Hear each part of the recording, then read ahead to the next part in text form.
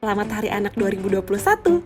Tahukah kamu, perayaan Hari Anak bertujuan untuk menghormati hak-hak anak di seluruh dunia. Demikian juga di negara kita.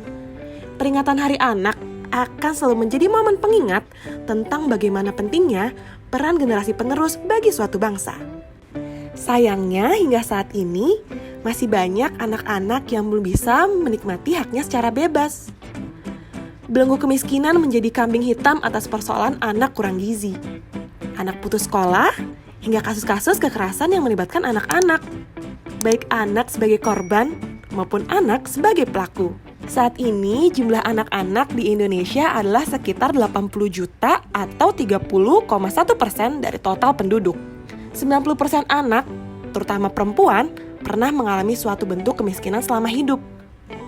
Bahkan, banyak anak Indonesia yang berumur 0-4 tahun mengalami deprivasi di bidang kesehatan yang tidak memadai. Deprivasi merupakan keadaan individu yang mengalami kekurangan atas sesuatu yang dianggap penting bagi kesejahteraan psikologis. Dari sini terlihat bahwa kemiskinan berdampak langsung pada kesehatan dan pendidikan anak, kesejahteraan, serta kesempatan hidup di masa mendatang. Meski demikian, bukan berarti kemiskinan menjadi pembenaran atas pelanggaran hak-hak anak, terutama dalam hal keterpenuhan gizi dan kesehatan anak. Disinilah peran serta lingkungan sosial dan negara.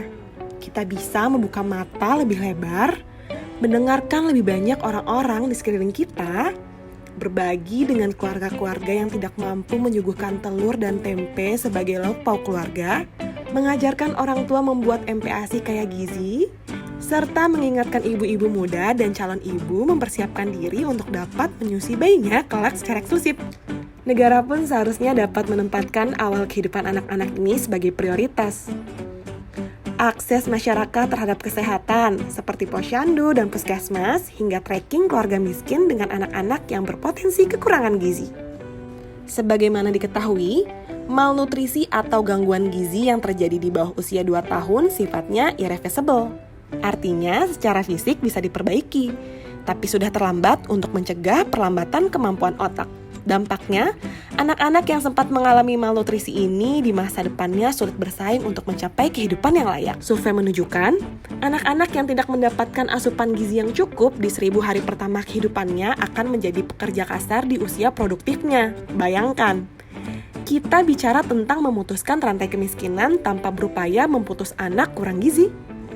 Ini hanya akan membuat roda kemiskinan terus berputar di sekitar kita. Bicara masa depan adalah bicara gizi anak hari ini.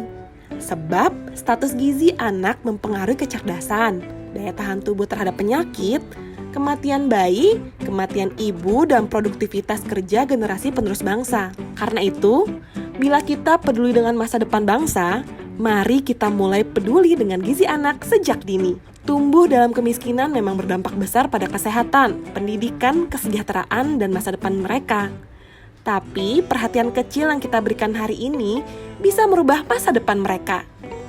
Selamat Hari Anak Nasional 2021.